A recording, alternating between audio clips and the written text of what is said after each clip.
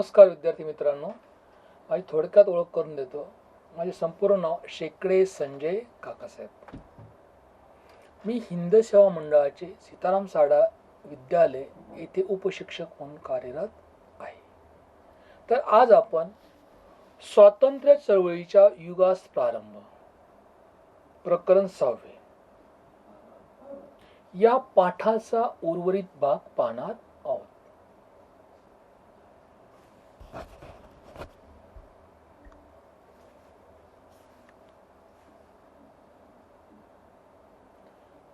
जहाल व मवाळ यांच्यातील मतभेद कोणामध्ये मतभेद कोणामध्ये होते?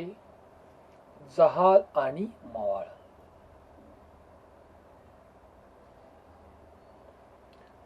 राष्ट्रीय सभेतील विचारसरणीतील मतभेद 1907 सालच्या सुरत अधिवेशनात विकोपाला गेले. हे अधिवेशन कधी भरलं होतं? 1907 साली. कुठे भरलं होतं? सुरतमध्ये. आणि हे मतभेद कोणामधील मतभेद? जहाल आणि मवाळ. जहाल आणि मवाळ यांच्यातील मतभेद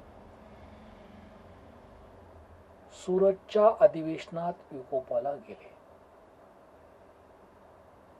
स्वदेशी व बहिष्कार ठराव बाजूला ठेवण्याचा मवाळांचा प्रयत्न होता.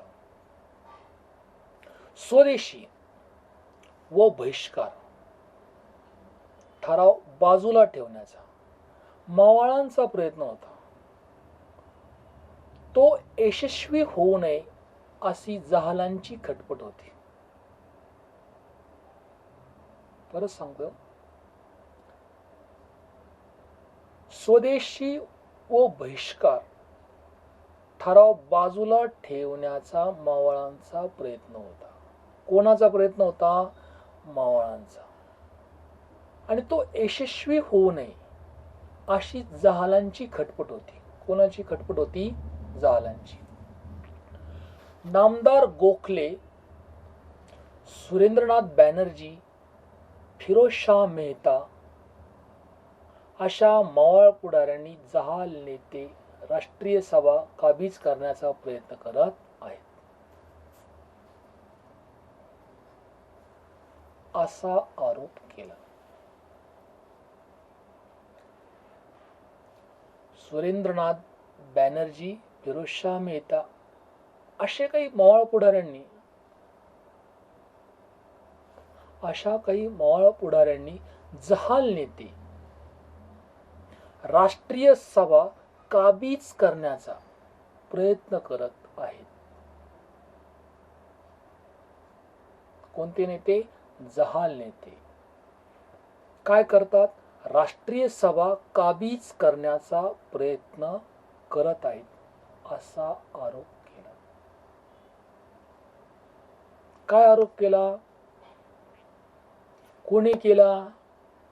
सुरेंद्रनाथ बॅनर्जी, फिरोजशाह मेहता या मवाळ पुढाऱ्यांनी असा आरोप केला की जहाल नेते राष्ट्रीय सभा काबीज करण्याचा प्रयत्न करत आहेत.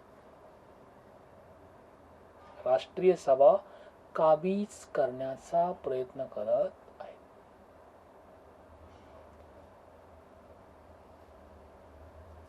लाला लजपतराय यांनी मध्यस्थी करण्याचा प्रयत्न केला.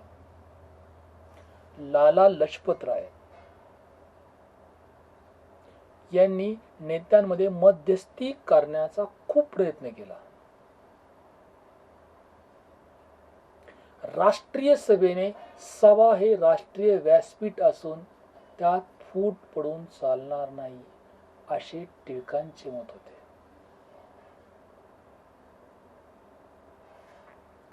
राष्ट्रीय सभा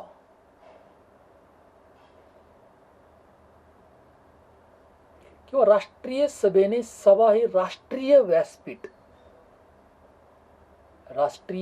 व्यासपीठ असून त्यात फूट पडून चालणार नाही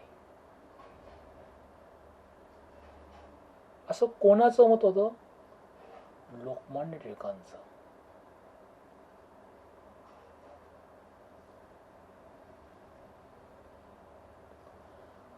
अधिवेशनाच्या वेळी तणाव वाढला. अधिवेशनाच्या वेळी तणाव वाढला व तडजोड अशक्य झाल्याने अखेरीस भारतीय राष्ट्रीय सभेत फूट पडली. शेवटी काय झालं? खूप तणाव वाढला. अधिवेशनाच्या वेळी खूप तणाव वाढला व तडजोड अशक्य झाल्याने भारतीय राष्ट्रीय सभेत काय केली? फूट पडली. अखेरीस भारतीय राष्ट्रीय सभेत काय झाली? फूट पडली. कारण वरील प्रमाणे सांगितलेलं आहे. ब्रिटिश सरकारची दडपशाही. ब्रिटिश सरकारची दडपशाही. वंगभंगानंतर सुरू झालेले प्रभावी जन आंदोलन पाहून सरकार अस्वस्थ झाले. वंगभंगानंतर सुरू झालेले प्रभावी जन आंदोलन पाहून सरकार अस्वस्थ झाले. सरकारला भीती वाटू लागली आणि या आंदोलनाला पायबंद घालण्यासाठी सरकारने दडपशाहीचे धोरण स्वीकारले. सरकारने काय केलं? दडपशाहीचं धोरण स्वीकारलं. का केले? तर वंगभंगानंतर जे आंदोलन सुरू झाली होती ते आंदोलन पाहून ब्रिटिश सरकार घाबरलं, अस्वस्थ झालं आणि कुठेतरी या आंदोलनाला पायबंद घालण्यासाठी सरकारने दडपशाहीचे धोरण स्वीकारले. या दडपशाहीमध्ये सार्वजनिक सभावर कायद्याने बंदी घातली. पहिलं पाऊल काय उचललं ब्रिटिश सरकारने दडपशाहीमध्ये? तर सार्वजनिक सभा यावर कायद्याने बंदी घातली.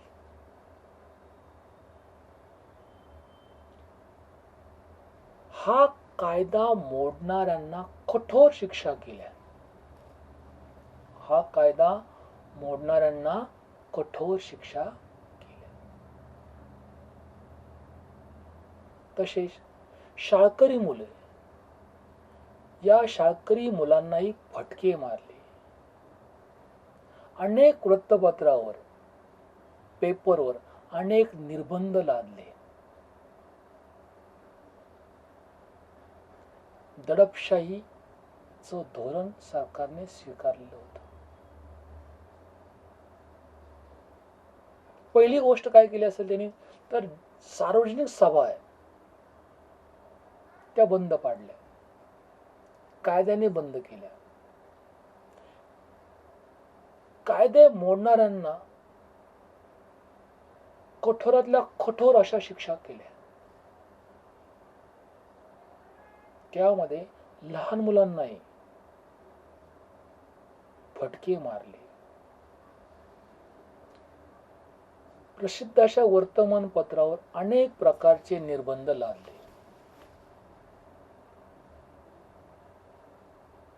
अनेक पेपर बंद केले.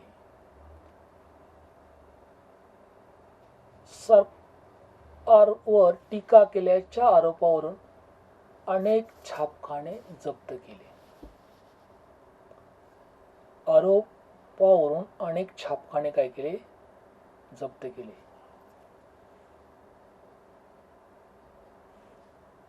लेखकांना व संपादकांना तुरुंगात डांबले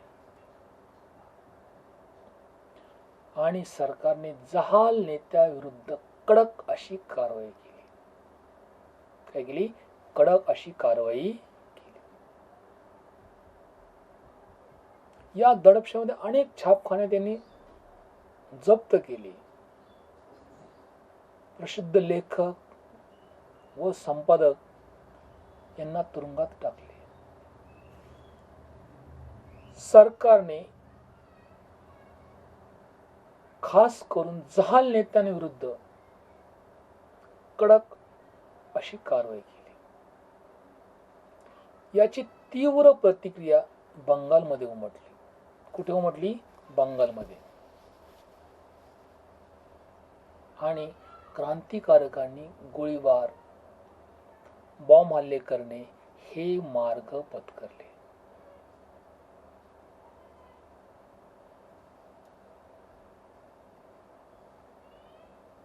या कडक कारवाईनंतर त्याची तीव्र जी प्रतिक्रिया होती बंगालमध्ये उमटली. आणि बंगाल प्रांतातील क्रांतिकारकांनी गोळीबार आणि बॉम्ब हल्ले करणे हे मार्ग पत्करले.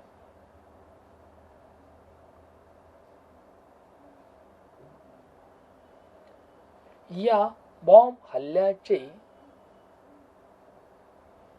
समर्थन केसरी या वर्तमानपत्रातून करणाऱ्या लोकमान्य टिळकांवर राजद्रोहाचा आरोप ठेवून त्यांना 6 वर्ष म्यानमार येथील मंडलेच्या तुरुंगात पाठवले. या बॉम्ब हल्ल्याचे समर्थन केसरी पत्रातून करणाऱ्या लोकमान्य टिळकांवर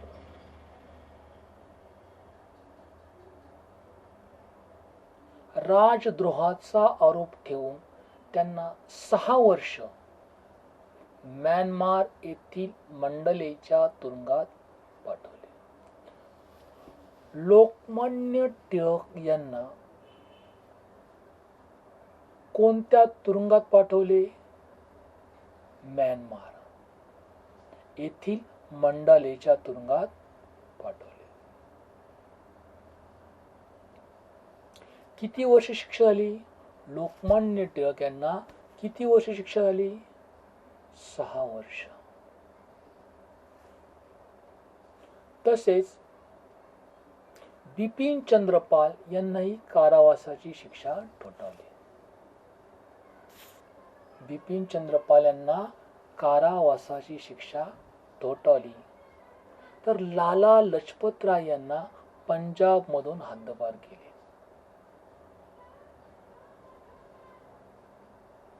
तीन नेत्यांना शिक्षा झाल्या. लोकमान्य टिळक यांना, बिपिन चंद्र पाल आणि लाला लजपत राय. लाला लजपत राय यांना काय शिक्षा झाली? तर त्यांना पंजाब मधून हद्दपार केले गेले. बिपिन चंद्र पाल यांना काय शिक्षा झाली? तर त्यांना कारावासाची शिक्षा झाली. अशा पद्धतीने ब्रिटिश गव्हर्नमेंटने या 3 आदरणीय नेत्यांना शिक्षा केल्या.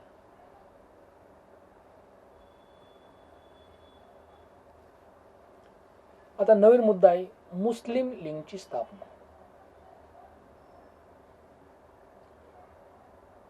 वंगभंग आंदोलनात राष्ट्रीय सभेला मिळणारा जनतेचा प्रचंड प्रतिसाद पाहून ब्रिटिश सत्ताधीश बेचैन झाले.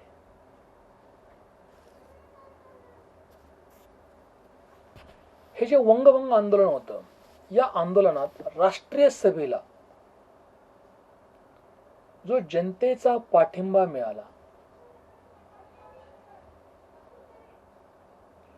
जनतेचा प्रचंड प्रतिसाद पाहून ब्रिटिश गव्हर्नमेंट बेचैन झाले, घाबरले. कधी घाबरलं? तर वंगभंग आंदोलनात राष्ट्रीय सभेला मिळणारा जनतेचा प्रचंड प्रतिसाद हे पाहून ब्रिटिश गव्हर्नमेंट बेचैन झालं किंवा घाबरलं. पण इंग्रजांनी फोडा आणि राज्य करा या नीतीचा पुन्हा अवलंब केला. कोणत्या नीतीचा अवलंब केला? फोडा आणि राज्य करा. फोडा आणि राज्य करा या नीतीचा ब्रिटिश गव्हर्नमेंटने पुन्हा अवलंब केला. कारण वरीलप्रमाणे वंगभंग आंदोलनात राष्ट्रीय सभेला जो मिळणारा प्रचंड प्रतिसाद, जनतेचा प्रचंड प्रतिसाद पाहून ब्रिटिश गव्हर्नमेंट घाबरले आणि त्यामुळे त्यांनी फोडा आणि राज्य करा या नीतीचा पुन्हा अवलंब केला. या नीतीचा काय केला? पुन्हा अवलंब केला. मुस्लिमांचे हितसंबंध जपण्यासाठी त्यांनी स्वतंत्र व राजकीय संघटना असली पाहिजे असा प्रचार त्यांनी सुरू केला.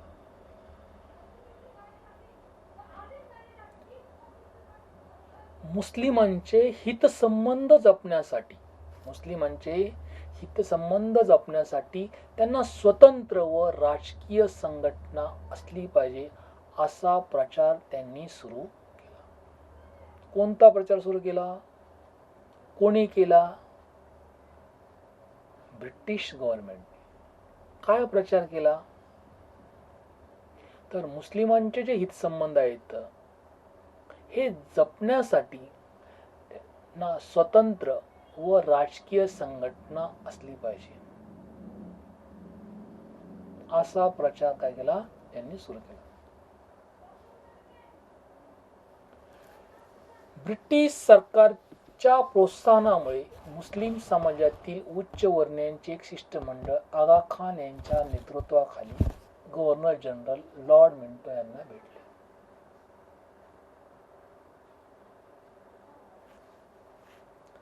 ब्रिटिश सरकारच्या प्रोत्साहनामुळे मुस्लिम समाजातील उच्च वर्णीयांचे एक शिष्टमंडळ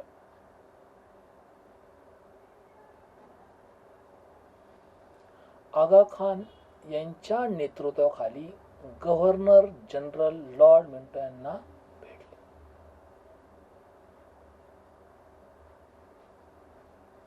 कोणाला भेटले शिष्टमंडळ?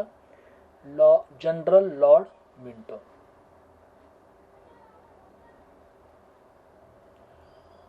तसेच अन्य ब्रिटिश अधिकारी यांच्या उत्तेजनाने 1906 मध्ये मुस्लिम लीगची स्थापना झाली.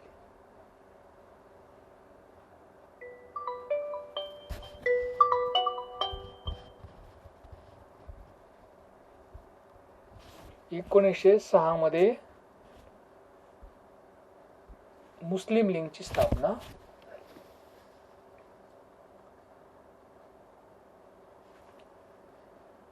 सरकारच्या प्रोत्साहनामुळे मुस्लिम समाजातील उच्च वर्णीयांचे एक शिष्टमंडळ आगा खान यांच्या नेतृत्वाखाली गव्हर्नर जनरल लॉर्ड मिंटो यांना भेटले आणि लॉर्ड मिंटो व अन्य ब्रिटिश अधिकारी यांच्या उत्तेजनाने 1906 मध्ये मुस्लिम लीगची स्थापना झाली. मुस्लिम लीगची स्थापना कधी झाली? 1906 मध्ये. कोणी उत्तेजन दिलं? Governor general Lord Minto. Governor general Lord Minto व अन्य ब्रिटिश अधिकारी यांच्या उत्तेजनाने 1906 मध्ये मुस्लिम लीगची काय स्थापना झालेली आहे.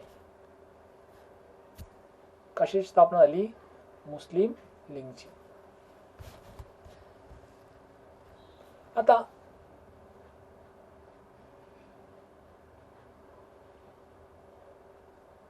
मॉर्ले मिंटो कायदा.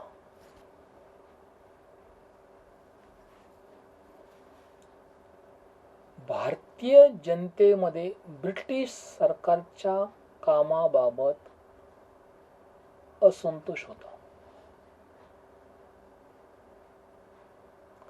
मॉर्ले मिंटो कायदा भारतीय जनतेमध्ये, भारतीय लोकांमध्ये ब्रिटिश सरकारच्या कामाबाबत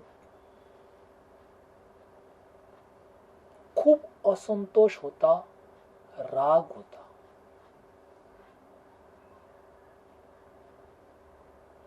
भारतीय जनतेच्या दारिद्र्याचे मुख्य कारण म्हणजे ब्रिटिशांची आर्थिक धोरण होय. अशी जनतेची भावना होती. कोणाची भावना होती? जनतेची.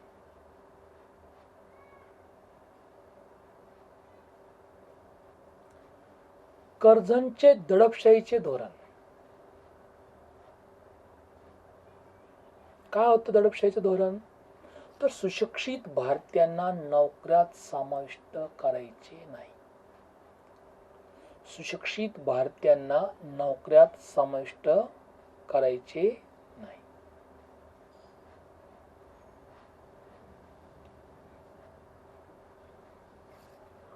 या मॉर्ले मिंटो कायदा जो आहे,